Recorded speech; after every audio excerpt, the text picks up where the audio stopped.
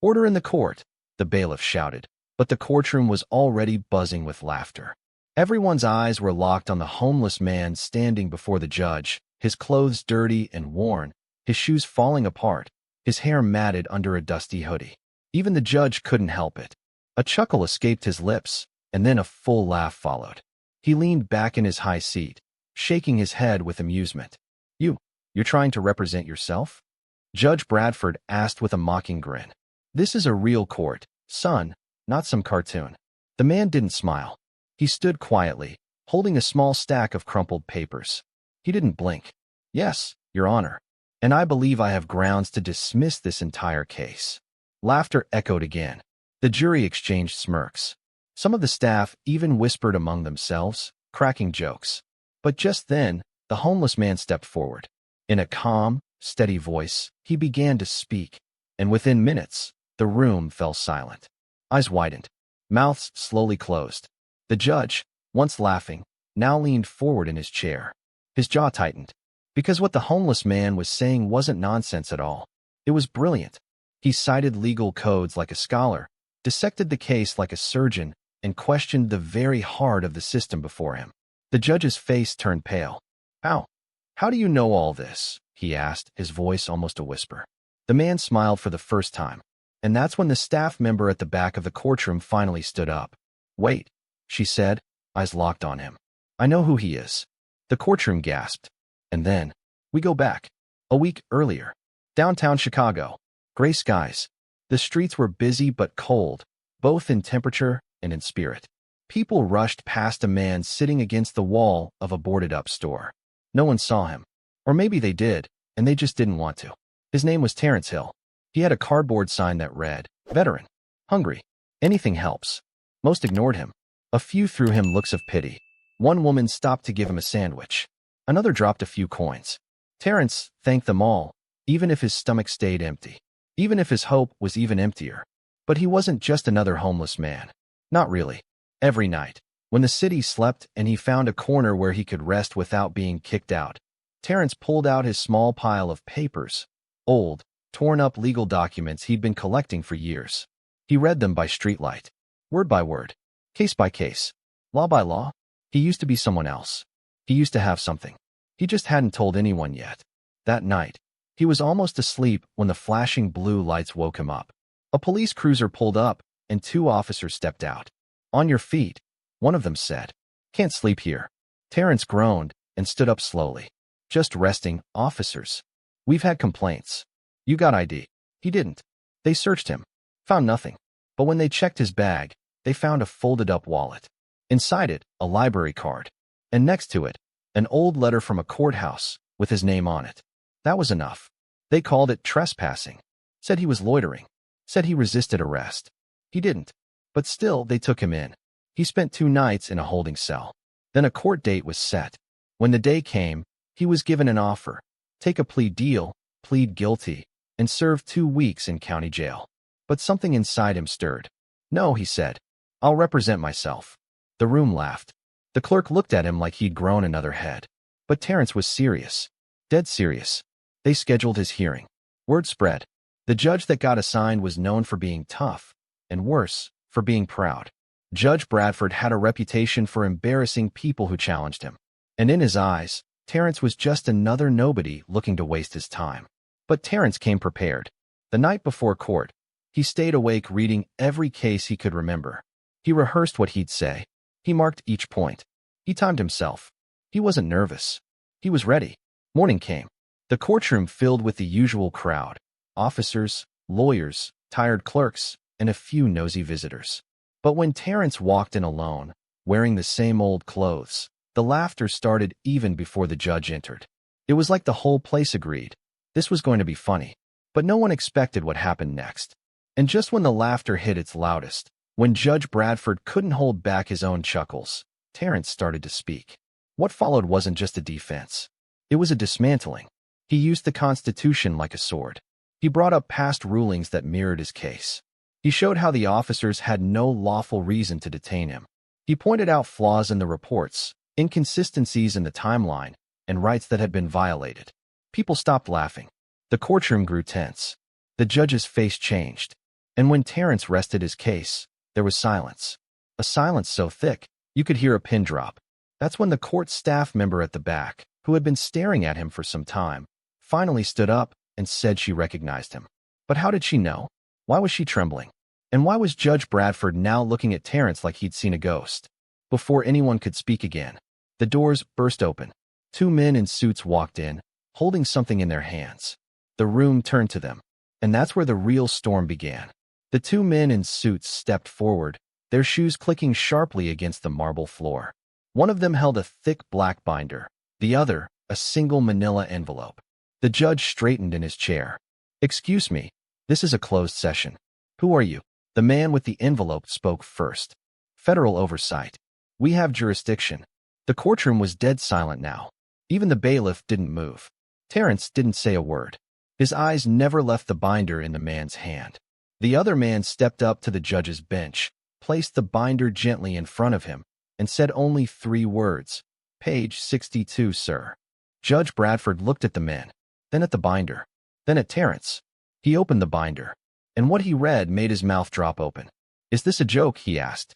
But no one laughed this time. "Do you remember what you ruled in King versus City of Chicago, sir?" the second man asked, his voice calm but stern.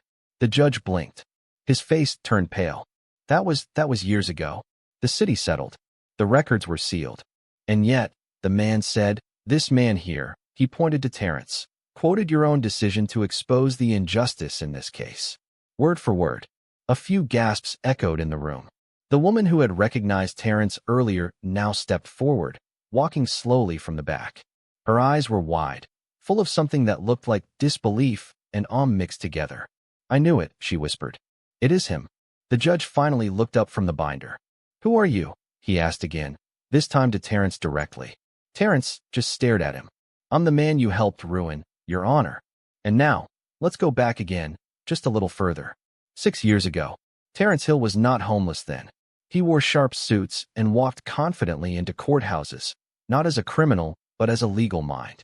He wasn't a licensed attorney, but he had worked as a clerk for one of the best legal firms in the city. He was brilliant, quiet, and respected by many, until he made a mistake. He found a case involving police brutality that no one wanted to touch. A young black woman named Naomi Simmons had been beaten during a wrongful search in her own home. She had no money, no power, and no one who believed her. Except Terrence. He brought her case to his firm. They refused to take it. Said it wasn't winnable. Said it was political suicide. Terrence took it anyway.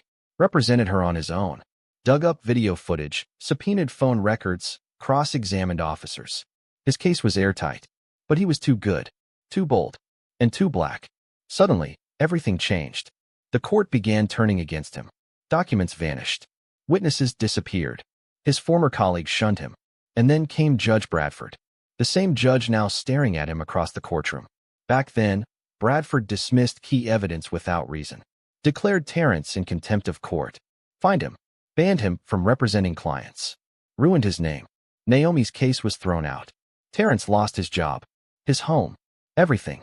He tried to fight back, but no one listened. Until now. Now, he was standing in the same courtroom, facing the same judge, not as a broken man, but as one who had returned with fire in his voice and law in his hands. And the court staff member who had recognized him? That was Naomi Simmons. She had rebuilt her life, found work in the courthouse, and when she saw Terrence that day, she knew. The federal agents didn't say where they had come from or why they were there. But they didn't need to. Everyone in the courtroom could feel that something big was about to break wide open. The judge was rattled. He turned to Terrence. "You're saying this case, the one you're on trial for, is a setup?" "I'm saying," Terrence said, "it's the same system, doing the same thing it always does. Just more careful now. More polite. But just as wrong." The judge didn't answer. Terrence turned to Naomi. Their eyes met. She nodded. And just then, the lights went out. Total darkness. Gasps filled the courtroom. Someone screamed. The emergency lights flickered to life. The bailiff reached for his gun. One of the federal men grabbed his radio. "We've got a blackout. Possible interference. Lock down the building." Terrence stood still. "No," he said. "This isn't interference." He looked at the judge. "This is panic. Because somewhere in that darkness, someone didn't want the truth to come out. and they were willing to shut everything down to stop it. Red emergency lights flickered on like a heartbeat. Dim, slow flashes bounced off the courtroom walls, casting eerie shadows over the people inside. Whispers turned into panic. "What's going on?" someone cried. "Stay in your seats," the bailiff barked. "Everyone remain where you are." But the fear had already slithered into the room. A woman near the front clutched her purse tightly. A young man ducked under the benches. The judge looked stunned, frozen behind his high desk, as if he were suddenly small. Terrence, still standing in the center of the courtroom, remained calm.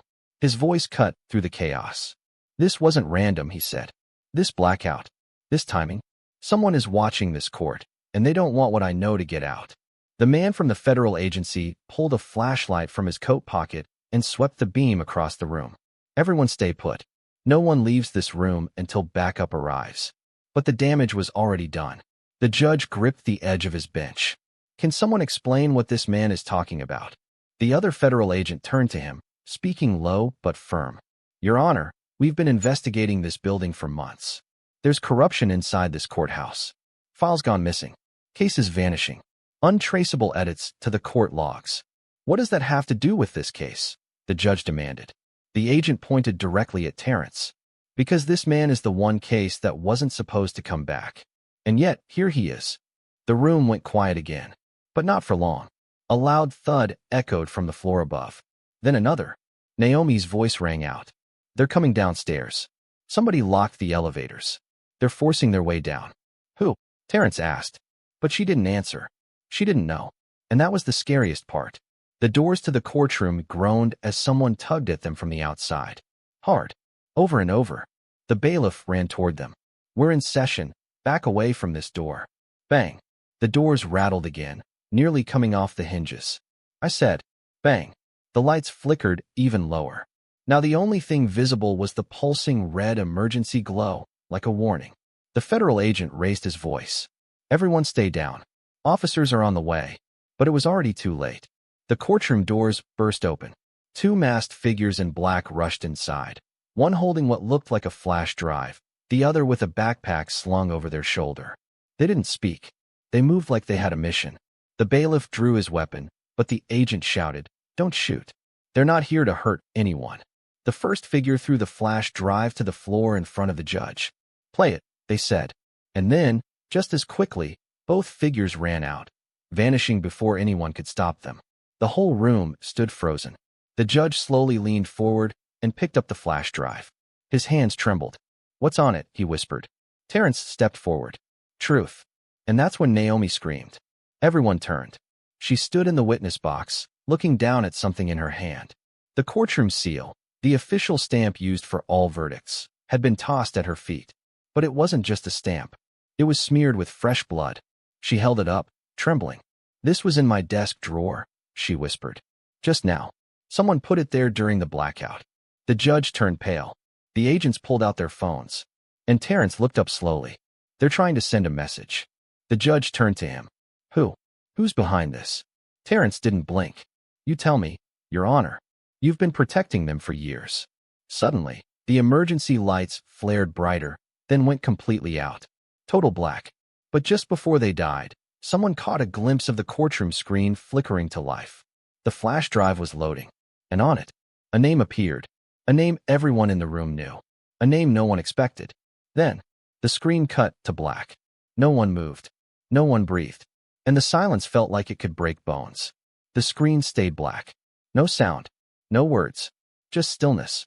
Then, a quiet click. The courtroom projector whirred to life again, stuttering like an old film reel. Fuzzy lines appeared. Static. Then, slowly, a blurry video started to play. The angle was strange, low, like it had been hidden. The video was grainy, the audio rough. But the voices? Clear enough to recognize. "Don't worry about Hill. He's finished," one man said. Another laughed. "He'll never work in law again. Let him scream. No one's listening." The camera zoomed slightly as papers were passed across a large oak table. The room looked official, leather chairs, a city seal on the wall. Then, the camera caught a face. The judges. Judge Bradford. You could hear the collective gasp rise in the courtroom. Even the bailiff lowered his weapon. The video kept rolling.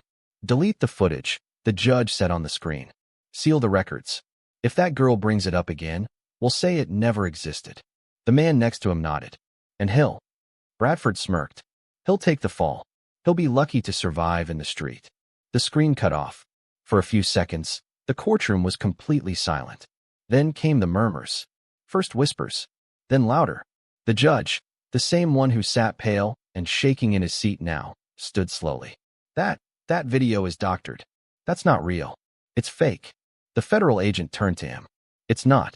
We have the original timestamp, pulled from court archive servers. This meeting took place in your chambers.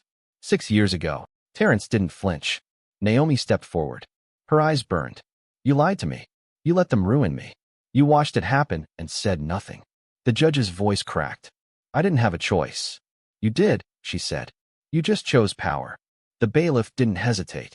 He walked around the bench, took out a pair of handcuffs, and placed a firm hand on the judge's shoulder. By order of federal oversight, I'm detaining you until further review. Wait. You can't, the judge yelped. This is my courtroom. Not anymore, the agent said. And just like that, the man who laughed at Terrence was taken away in cuffs. But this wasn't the end. Not yet. Because as Judge Bradford was let out, someone shouted from the back of the room. What about the others? The question sliced the air. The courtroom paused. Terrence turned slowly to look at the voice. It came from a younger black man seated in the gallery, dressed in a delivery uniform. He stood up. My brother's in prison right now. Same courthouse. Said the cops planted evidence, but nobody listened. Another woman stood. My son too. Then another. My cousin. Got 30 years for something he didn't do. Within seconds, a dozen people were on their feet. The courtroom was no longer just about Terrence. It had become something bigger, louder. The federal agents exchanged looks. One of them stepped forward. If you have cases, names, bring them to us. We'll reopen everything tied to Judge Bradford's docket. The crowd broke into chatter, some people crying, others holding on to each other. But Terrence didn't smile. He turned to Naomi. This isn't justice yet, he said. Naomi nodded. Then we keep going. Outside the courthouse, a storm was rolling in. Thunder cracked in the sky. But inside, something had already broken wide open. The agents told everyone to evacuate while they secured the court's servers. Naomi offered to help. They trusted her now. Terrence walked out slowly. But just as he reached the exit, a woman blocked his path. She was in a business suit, holding a brown folder. Her badge peeked out just enough to show she worked for the city's legal department. You've made quite a mess, she said. I've uncovered the truth, he replied. She tilted her head. There's still a lot more underneath, you know. I know. Then she leaned in close, voice just above a whisper. You sure you're ready for what happens next, Mr. Hill? He stared at her. I've been ready for 6 years. She handed him the folder and walked away. Inside, Naomi opened the file. It was filled with sealed court transcripts. Dozens of them. Each one stamped. Dismissed without cause. Each one tied to a different judge. A different name. But one stood out. At the very bottom. Case number 4429. Naomi Simmons versus City of Chicago. She dropped the folder. Terrence picked it up. The file was complete. Unedited. Unsealed. The case they said never existed was back. And just as Terrence reached for the documents, a gunshot rang out. Everyone screamed. People ducked. The echo thundered through the courthouse. And Terrence fell to the floor. Screams erupted in every direction. He's been shot, someone cried. Naomi dropped to her knees beside Terrence. Her hands shook as she pressed against his shoulder, trying to stop the bleeding. No, no, no. Stay with me, she shouted. Terrence's eyes fluttered. He gritted his teeth, blood seeping through his jacket, staining the floor beneath him. The folder with the sealed documents had flown from his hand, papers scattered across the marble. The federal agents snapped into motion. Shots fired inside the courthouse. We need emergency services now. One of them barked into his radio. The other agent dashed toward the sound's origin, eyes sharp, hand on his weapon. The doors to the hallway were still swinging. The shooter had already slipped away into the chaos. Outside, sirens wailed, echoing closer with every heartbeat. Naomi pressed harder on the wound. Don't you dare leave me now, Terrence. You hear me? You've come too far. Terrence coughed, his voice hoarse but steady. Still got work to do. Then breathe, she demanded, tears now streaking her face. Breathe and fight. You're not allowed to quit. Paramedics burst through the doors with a stretcher. Gunshot wound, left shoulder, Naomi said, moving aside. He's losing blood. One medic nodded and got to work immediately. They cut away the fabric, revealing the wound. A clean entry, no exit. He's lucky, the medic muttered. Bullet missed the artery. He'll make it, if we get him to the hospital now. Naomi exhaled sharply, but her hands were still shaking. As they lifted Terrence onto the stretcher, he grabbed her hand. His eyes locked onto hers. Don't let them bury it again, he said, his voice faint. Promise me. I promise, Naomi whispered. They rushed him out. And inside that chaotic courthouse, Naomi turned. The scattered documents still lay on the floor. But one caught her eye, the final page of her old case file. Stamped on it, clear as day. Suppressed by order of Judge Calvin R. Bradford. For internal review only. She picked it up and clenched it in her fist. The courtroom was emptying now, officers ushering people out, the tension still heavy in the air. But Naomi didn't leave. Not yet. She walked back toward the bench, toward the seat where Judge Bradford had ruled from for years. And she climbed up, stood tall behind it, looked out over the room, and realized for the first time, she wasn't scared anymore. Downstairs, in a quiet corner of the building, the federal agents searched the security feeds. Nothing on the camera from hallway B, one of them said. But look at this. He zoomed in on footage from a fire exit stairwell. A dark figure in a hoodie slipped through a service door. No face, no badge, just gone. Inside job, the agent muttered. Has to be. And then, his partner gasped. What? He pointed at the screen. It had frozen, on one frame. The shooter's hand, covered in a black glove. But right on the wrist? A gold bracelet, engraved with the initials, G.M. The agent's eyes narrowed. I know who that is. Who? But the agent didn't answer.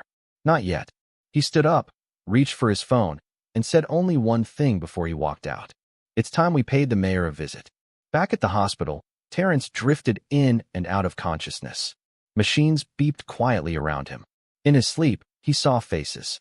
Naomi, Judge Bradford, a woman in a red suit. Then, another face. His mother. He reached for her. Don't stop now, she said. And just as her hand touched his, he woke up, gasping. Alive. Naomi was at his side. You made it, she said softly. Terrence smiled weakly. I always do. But before she could reply, the hospital door opened. The agent who had seen the bracelet stepped in, holding a file in his hand. We have a name, he said. Who is it? Naomi asked. He opened the file, flipped to a photo, held it out. And when Naomi saw the face, she stepped back in shock. No, she whispered. Terrence turned his head to look, and his smile faded, because the face staring back at him was someone he never expected, someone who had once stood beside him, a friend, the person who had helped him file Naomi's original case, the one he thought had disappeared years ago, Gregory Martin. And the initials on the bracelet? GM. Terrence leaned back on the pillow. His eyes darkened. Then it's worse than we thought. Because if Gregory had turned, then the conspiracy ran deeper than anyone imagined. And the war had only just begun. Rain lashed the hospital windows. Thunder rolled in the distance. Inside, the sterile white walls felt like they were closing in. Naomi stared at the photo of Gregory Martin like it was a ghost. I don't understand, she whispered. Gregory was one of the good guys. He helped us. He believed in the case. He was there. Terrence, still weak but fully conscious now, didn't take his eyes off the photo. He was the one who told me to take the case to court myself when the firm rejected it, he said. He said if I didn't, no one would. The agent nodded grimly. We've had eyes on Gregory for a while. We thought he just walked away. But now we know he didn't disappear. He went deeper. Naomi's mind reeled. Why would he turn? She asked. He fought so hard to bring justice. I watched him work day and night for people who couldn't afford lawyers. The agent set the file on the bedside table. Power. Leverage. Fear. Sometimes, people don't turn all at once. They rot slowly. And when they do, they learn to hide it well. Terrence looked at Naomi. We need to know what he's doing now. Where he went. Who he's working with. The agent opened the file again. He's not working with anyone. Terrence frowned. What do you mean? He's the head of a private intelligence firm now, funded by city contracts, quietly absorbed into public work during the last administration. But off the books. No official record. You know what they call themselves? Terrence shook his head. Shadow line. Naomi's stomach turned. I've heard of them, whispers. People said they handled sensitive cases, stuff the city didn't want getting out. Exactly, the agent said. And Gregory's name is all over the internal transfers. City funds redirected. Surveillance equipment purchased. Court cases reviewed. He paused. And your names? He said, looking at Terrence and Naomi. Were flagged as high-risk targets 5 months ago. Terrence sat up straighter, pain or not. They knew I was coming back before I even stepped into that courtroom. They never thought you'd get that far, the agent said. But now that you have, Shadow line's been activated. That shooting? That wasn't just a warning. It was protocol. Naomi clenched her fists. They tried to kill UT, and they'll try again. Terrence exhaled slowly. Then we beat them before they can. The agent nodded. We've got a list of names. Judges, lawyers, officers, all connected to Shadow line's operations. We'll bring it to a federal review board, but we need something solid to start with. Naomi's eyes lit up. The drive. The one the masked figures dropped in the courtroom. That had to come from somewhere. The agent opened his bag. He pulled out a second flash drive. This one was intercepted at the court server, hidden deep in a backdoor directory. Whoever uploaded the first one was planning more. You'll want to see what's on it. He plugged the drive into the laptop on the table. The screen blinked, then opened a folder titled Chainlink. Inside, video files. Dozens of them. All security footage. All from courtrooms. Naomi clicked one at random. The video opened to a clip from 2 years ago. A young black man, barely 20, was on trial. He looked terrified. Alone. The judge? Bradford. The prosecutor? Gregory Martin. Terrence's jaw tightened. They fed the cases to him, he said. Made sure the ones they wanted buried ended up with him as prosecutor. Then he buried them. Quietly. Permanently. Naomi scrolled faster now. Clip after clip. Different faces. Same courtroom. Same coldness in Gregory's eyes. And then, she found something that made her blood freeze. One video labeled Simmons_recon.mp4. She opened it. The screen showed the interior of her old apartment. Her apartment. From 6 years ago. Hidden camera footage. Time-stamped the night before the raid. Oh my God, she whispered. The footage showed 2 officers entering without a warrant. They rifled through drawers. One of them placed a small bag under her couch. Terrence couldn't speak. Naomi covered her mouth. The case she was arrested for, what had cost her her job, her reputation, her life, was fabricated. Everything. All of it. Gregory ordered this, the agent said, his voice low. He was overseeing asset clearance operations that month. Your name was on a watch list. Naomi turned to Terrence. We have him. On video. On everything. Terrence nodded. But it's not over, he said. He won't just sit still while we come for him. The agent agreed. You'll need protection. Both of you. We'll relocate you while we build the case. Terrence shook his head. No. We stay. We bring this to the people. We make it public. That's risky, the agent warned. Everything we've done has been risky, Naomi said, her voice iron. But hiding gave them power. We're not hiding anymore. The agent hesitated. Then he nodded. All right. But if you're going to expose them, do it fast. Because I promise you, Shadow line is watching. And they don't miss twice. Just then, a nurse entered the room, clipboard in hand. Sorry to interrupt. Mr. Hill, you have a visitor. Everyone turned. Who? Naomi asked. The nurse looked puzzled. She wouldn't give a name. Just said you'd recognize her. Terrence frowned. Let her in. The door opened slowly, and in walked an older black woman with gray streaks in her braids. Her eyes were calm, but powerful, like someone who had seen too much and forgotten nothing. Terrence's breath caught. Ms. Wilkins? She nodded. It's been a long time, baby. Naomi looked between them. Who is she? Terrence blinked slowly. She was my law professor, he said. The one who taught me everything. Wilkins stepped forward. And now, I'm here to help you finish what they tried to erase. She set a thick folder on the table. The title read, Shadow line Internal Audit, Phase 1. Naomi's jaw dropped. Where did you get this? Wilkins smiled. They trained Gregory. But they forgot who trained me. And outside that hospital, down the street, in a parked black SUV, Gregory Martin watched through binoculars. Expressionless. Silent. He lowered them slowly. Then pressed a button on his phone. Target is awake, he said. And he's not alone. The voice on the other end replied. Proceed. Gregory slid his phone into his coat pocket and stepped out into the rain. The rain soaked Gregory Martin's shoulders as he stepped away from the black SUV. His footsteps were slow, precise. He wore no umbrella, no coat. The water didn't bother him. It never did. He stood across the street from the hospital entrance, staring up at the glowing windows. Somewhere in that building, Terence Hill was alive, awake, and surrounded. That changed everything. Gregory pulled out his phone again and tapped a screen. A quiet digital tone confirmed the call. Phase 2, he said. Initiate cleanup. Priority, Wilkins. The voice on the other end replied instantly. Confirmed. Gregory ended the call and slipped the phone back into his pocket. Then he walked into the shadows, vanishing into the night. Inside the hospital room, Wilkins sat beside Terence's bed, flipping through the Shadowline audit files like they were a favorite novel. Naomi stood behind her, tense. These files, they list everything. Payments to judges, rerouted cases, sealed records, even names of paid-off witnesses. Wilkins nodded, her eyes calm but sharp. This was only the first wave. Gregory ran the middle, but someone else was above him. Terence raised an eyebrow.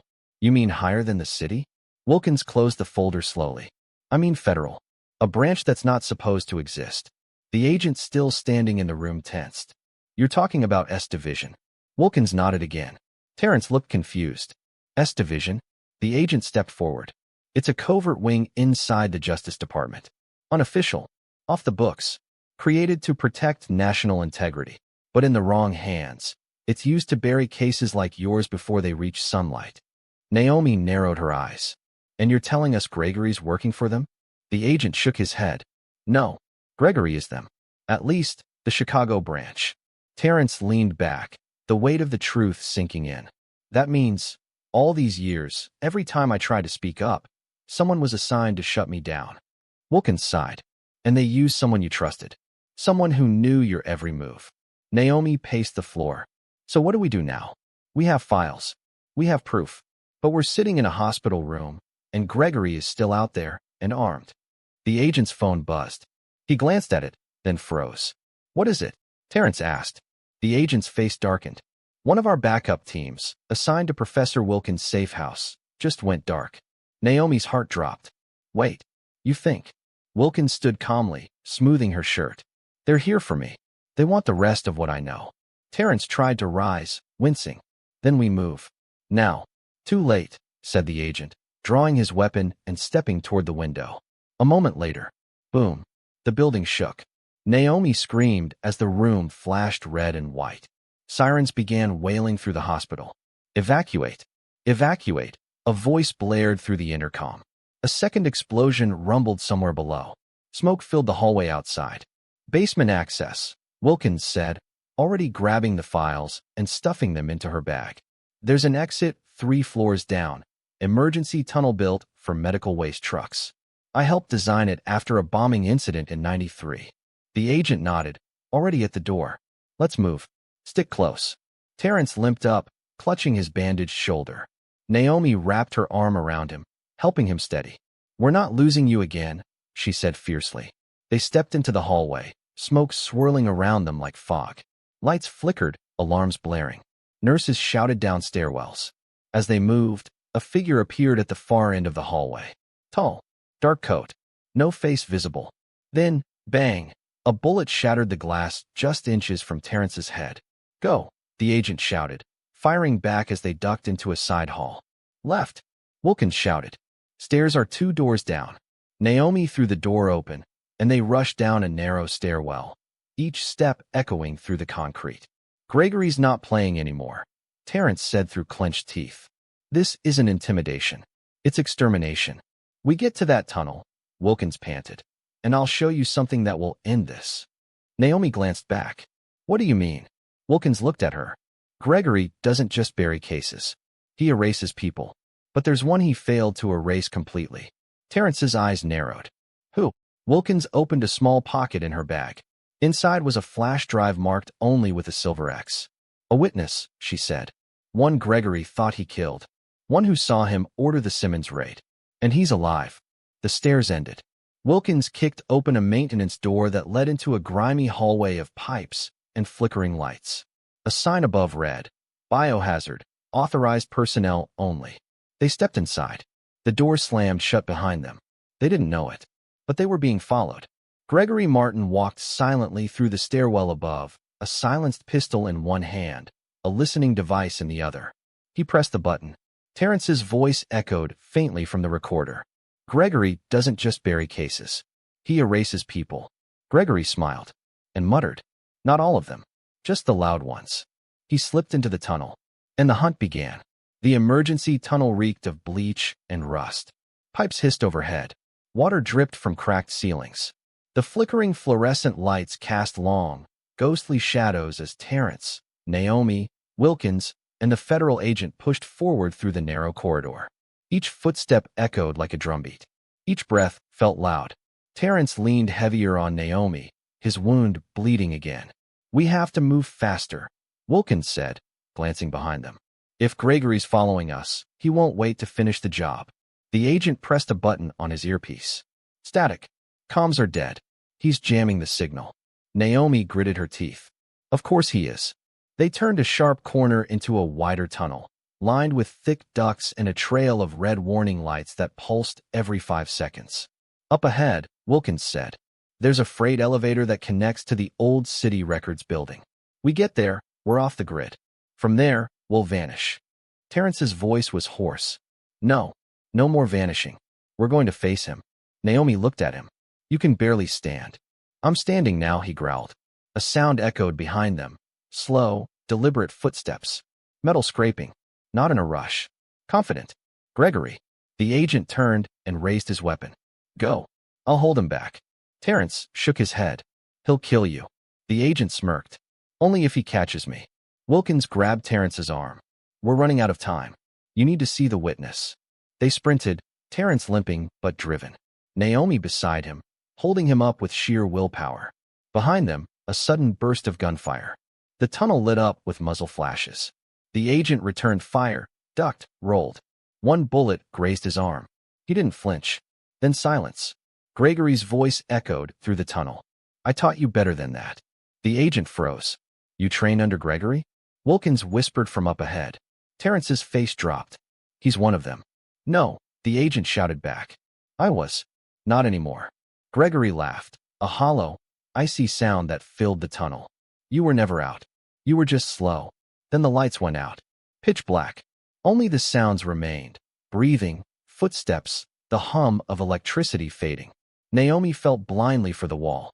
"Wilkins, where's the elevator?" 10 feet. "Follow my voice." They moved. Slowly, carefully. A sudden crack behind them.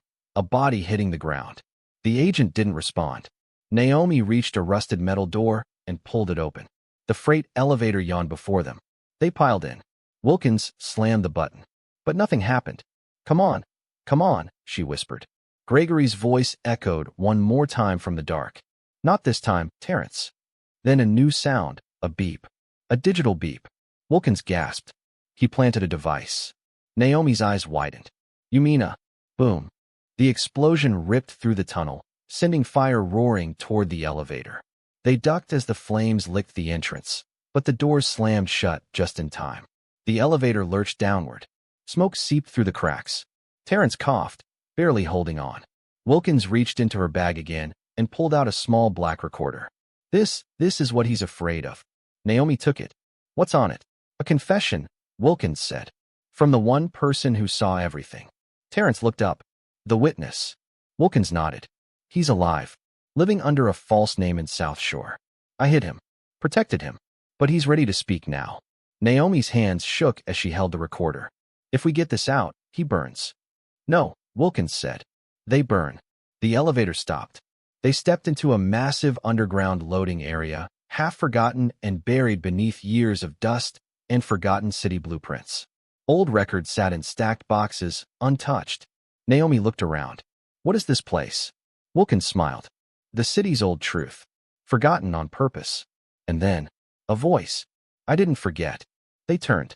Standing in the center of the room, blocking the exit, Gregory Martin. He was calm, weapon lowered.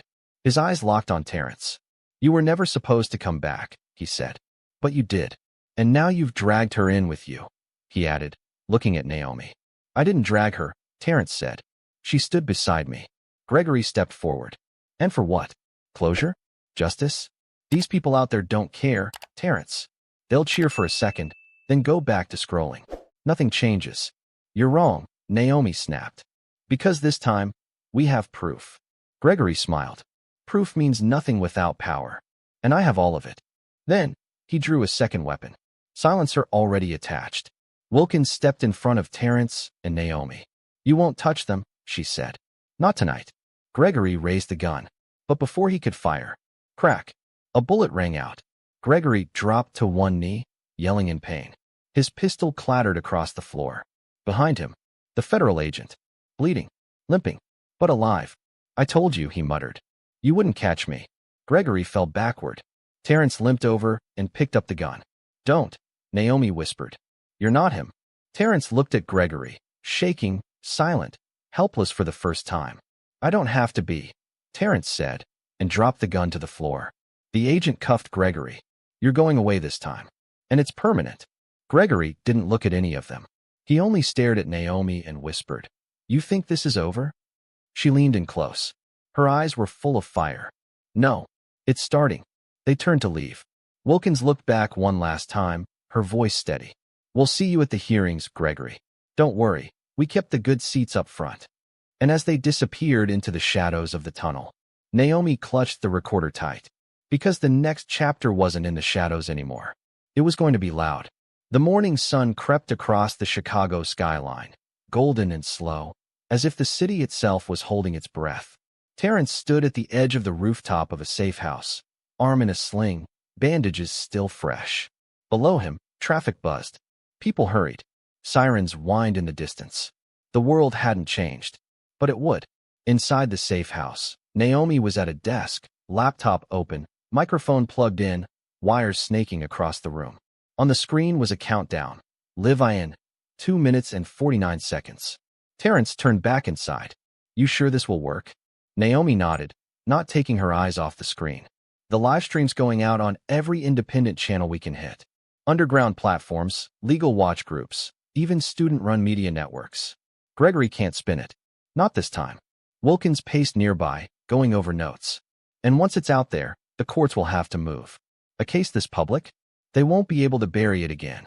Not without sparking a fire they can't put out.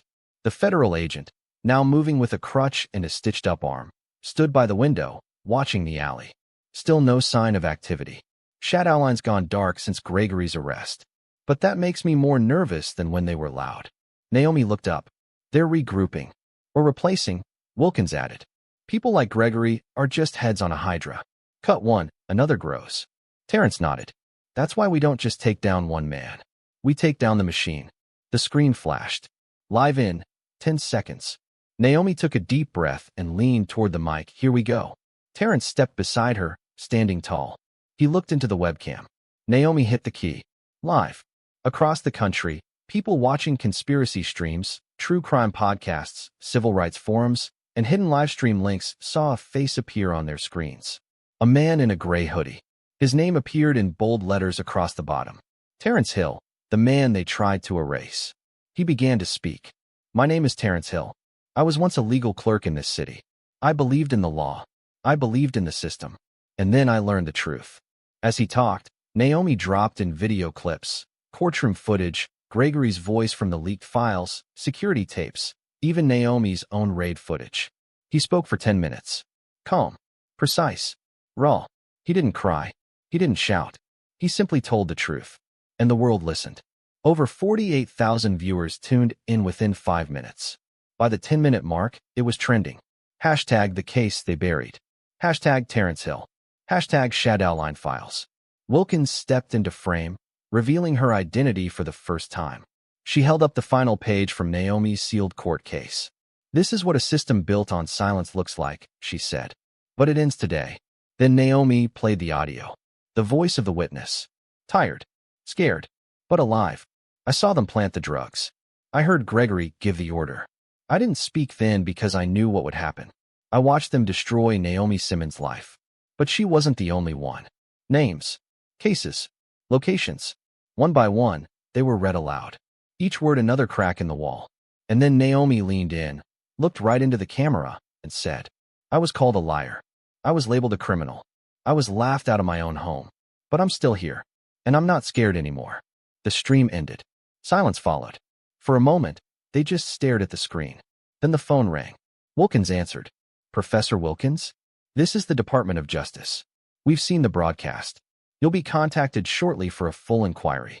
Effective immediately, a special investigation task force is being assembled under federal oversight. She hung up. Her face didn't show relief. Just focus. First domino just fell, she said. But just as they exhaled, the safe house lights went out. Terrence froze. Naomi's fingers hovered over her keyboard. The agent drew his weapon. Generator? He asked. Wilkins shook her head. Too fast. This is an override. A soft whirring sound came from the hallway. A red dot appeared on the far wall.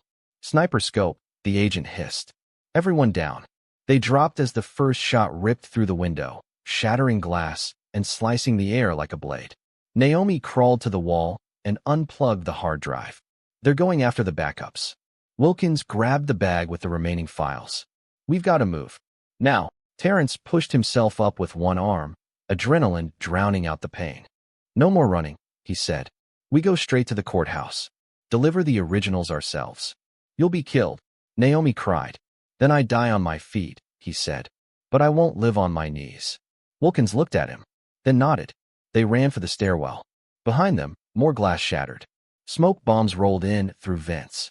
Gregory may have been in chains, but someone else had taken the wheel. Outside, a black car pulled up. Inside sat a woman in a sharp gray suit. Calm, blonde, military posture. She held a tablet in her lap, watching the broadcast replay. She sipped her coffee. Then she turned to the man beside her. Terrence Hill just declared war. The man didn't speak. She smiled. Good. Let's give him one. Rain slicked the courthouse steps, just like it had the day Terrence stood there in chains. But now he wasn't in cuffs. He wasn't alone. Terrence Hill stood tall beneath a borrowed umbrella, blood still seeping through his shirt from the reopened wound. Naomi pressed at his side with the hard drive in her hand. Wilkins stood behind them, eyes scanning the street like a hawk, the federal agent by her side, pistol hidden beneath his coat. And in Terrence's pocket, the final page from Naomi's case. Signed, stamped, suppressed. Until today, the courthouse loomed ahead, intimidating, gray, and cold. But not as cold as the people inside it. I never thought I'd walk back into this place without a badge or cuffs, Naomi said, jaw tight. Terrence gave her a glance. We're not walking in. We're walking through. They stepped forward together. Inside, the halls were buzzing, not with business as usual, but with fear. The video had gone viral. Not just on underground forums this time, but everywhere. Morning shows were running it. Political commentators were dissecting it. Protesters were already outside with signs. Truth is evidence. Terrence Hill, the system won't erase US again. Hashtag Naomi was right. Cameras followed their every move. Naomi handed the hard drive to the front clerk, whose hands visibly shook as she took it. We need to see the chief judge, Wilkins said calmly. I don't know if he's in. The clerk replied, eyes darting between them and the screen still showing the live footage from the hallway.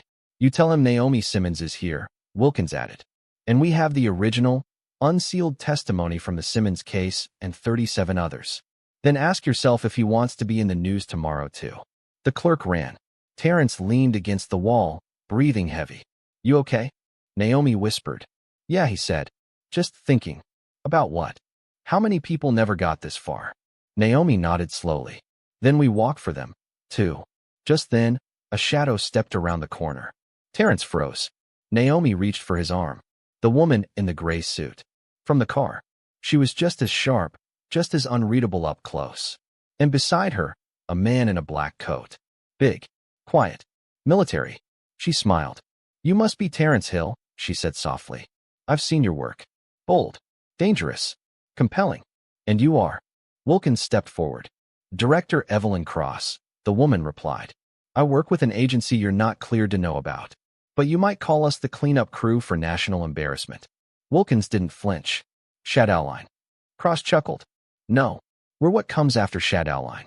The invisible leash for the dogs that run too wild. Naomi stepped between her and Terrence. What do you want? Cross's smile faded. I want this to end. Quietly. No trials. No hearings. Just sealed files, cold coffee, and headlines that vanish in 48 hours. You get your justice. We keep our shadows. Everyone wins. Terrence blinked. So you want us to take a deal? Yes. Full immunity.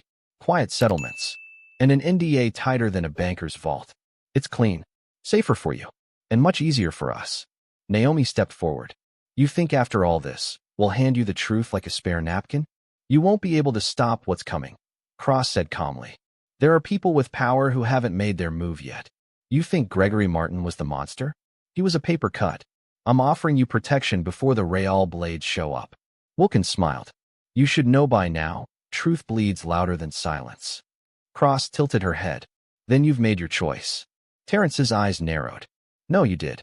Years ago, when you turned people like Gregory into weapons. Cross turned to leave, but not before saying, we'll see if your truth still shines when the power goes out again. Then she disappeared into the elevator. Wilkins exhaled. She's bluffing. No, she's not, the agent said. But she's scared. The clerk returned. Judge Holloway will see you now. Conference chamber. They walked. Every step felt like 100. Judge Holloway was a man built like a mountain. Thick glasses. Old eyes. And right now, those eyes stared at the hard drive like it was a loaded gun. He said nothing for a full minute. Then finally, everything in this true? Terrence nodded. It's the original witness testimony. The files Gregory Martin buried. The surveillance tapes. The signed suppression orders. All of it. Holloway looked at Naomi. And your case? She stared him down. I want it reopened. I want the officers who raided me charged. And I want every name on that list investigated. Wilkins placed the last folder on the table. And I'll testify to everything I saw. I helped train Gregory. I know where the trail ends. The judge looked up at her. You realize this will blow the roof off this courthouse. Terrence spoke firmly. Then build a better one. Judge Holloway picked up the phone. Get the Federal Oversight Committee on the line. We're unsealing a full docket. Click. The dominoes were falling faster now. But just as they stepped outside the judge's chambers, their phones buzzed. All at once. A message. One photo. Gregory Martin. In his prison cell. Bleeding from the mouth. Eyes open. Lifeless. The caption said only. Too slow. Naomi dropped the phone.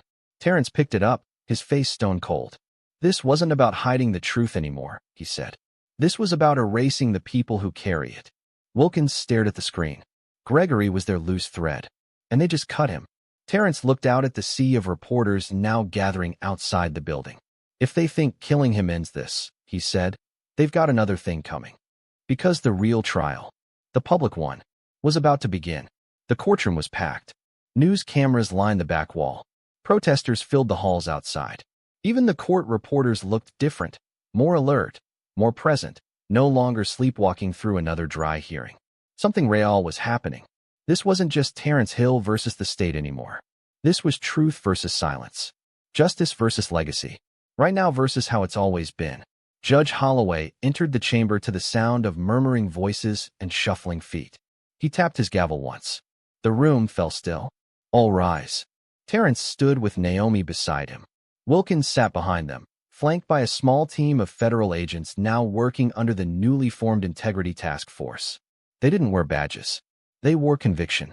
Across the aisle sat the state's new legal counsel, a young woman in a navy blue suit, clearly nervous. Because how do you defend a machine that just had its wires pulled into daylight? And more importantly, how do you protect it when it's still bleeding from its last victim? Because Gregory Martin was dead. His sudden suicide had left a stain over everything. No note. No explanation. Only a smear of blood and a cell with a camera that just happened to go dark for 12 minutes. They all knew what it meant. And now, they were racing the clock to expose who would be next. Judge Holloway adjusted his glasses.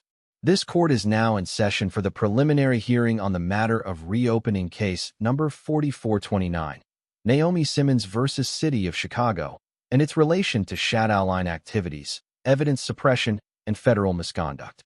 The murmurs returned, louder this time. Terrence stepped forward, cradling a thick folder. Your Honor, this file contains 22 sealed testimonies, 14 pieces of digital surveillance, and one original audio confession, all tied directly to the suppression of Ms. Simmons' case and coordinated manipulation of public records. He placed the folder gently on the table, like a bomb made of truth. Today, we're not asking for opinions. We're presenting facts. The judge raised a brow. Are you acting as counsel? I'm representing both myself and Ms. Simmons, Your Honor. Per our legal right. The state's attorney stood. We acknowledge the submission, but ask for a delay in formal hearing while we review the... Terrence cut in. No. Delay is what got us here. Delay is what buried her case. Delay is what got Gregory Martin killed. That name hung in the air like smoke. Everyone knew it was coming. No one expected it to sting so badly. The judge held up a hand. Proceed. Naomi rose. And for the first time in 6 years, she spoke her truth in court. Her voice didn't tremble. It carried.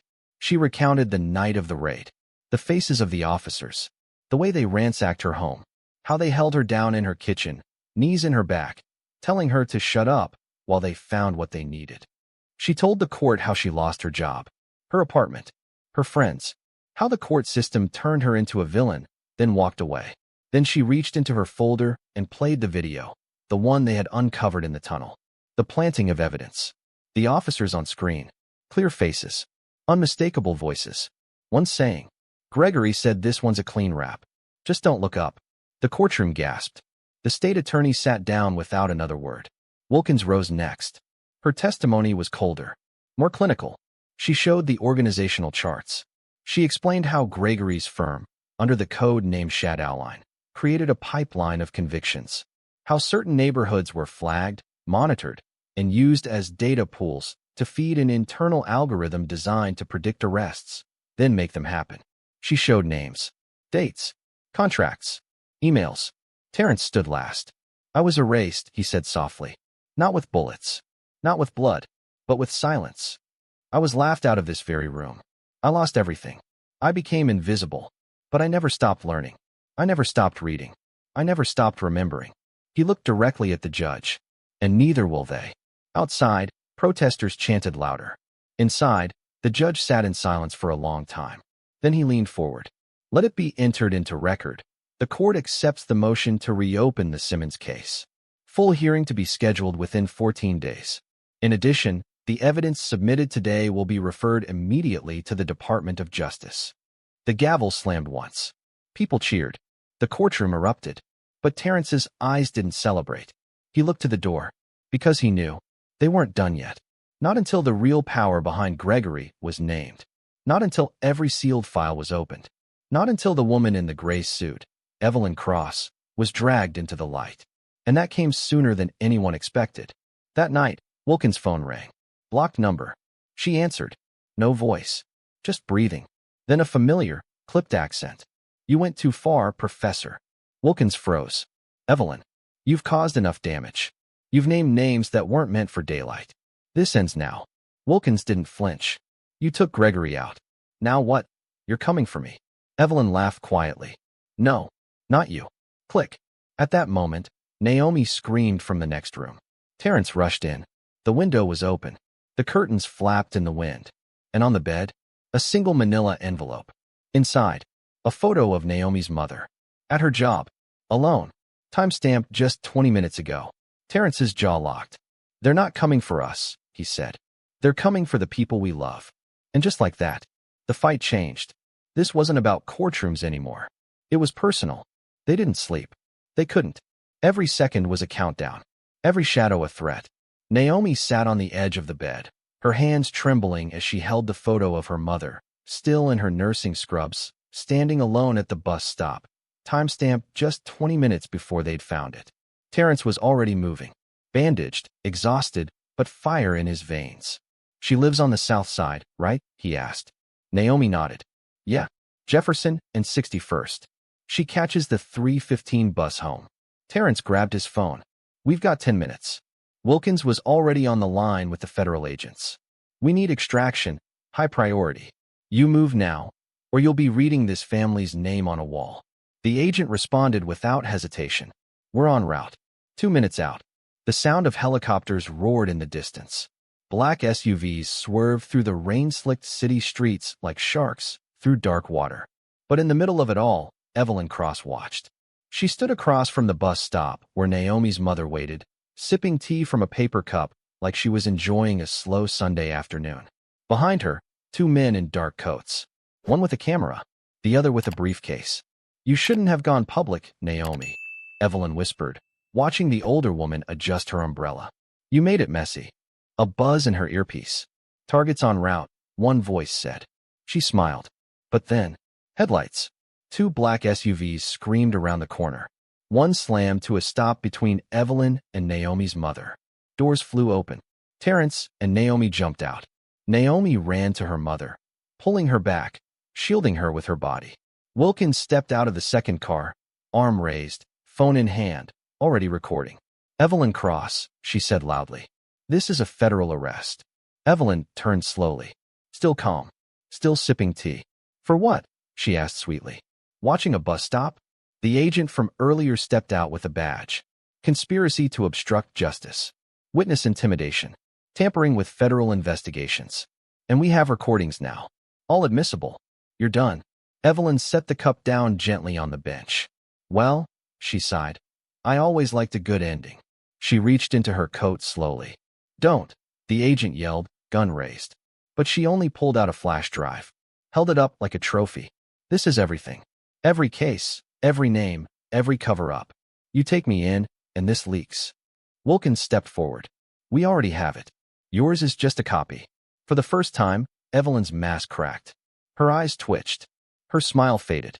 "You really think you've changed anything?" she hissed. "The system will chew you up. The headlines will fade. You'll be a TikTok footnote before the month is over." Terrence walked up, blood still soaking through his shirt. "But the people won't forget," he said. "Because this time, the truth's got witnesses." He turned, nodding to the crowd now gathering. Phones raised, live streams active, every angle being recorded. Evelyn looked around, then back at Terrence, and, with a soft, bitter chuckle, she raised her hands. They cuffed her. The men behind her didn't move. They knew. It was over. 6 months later, the courthouse looked different.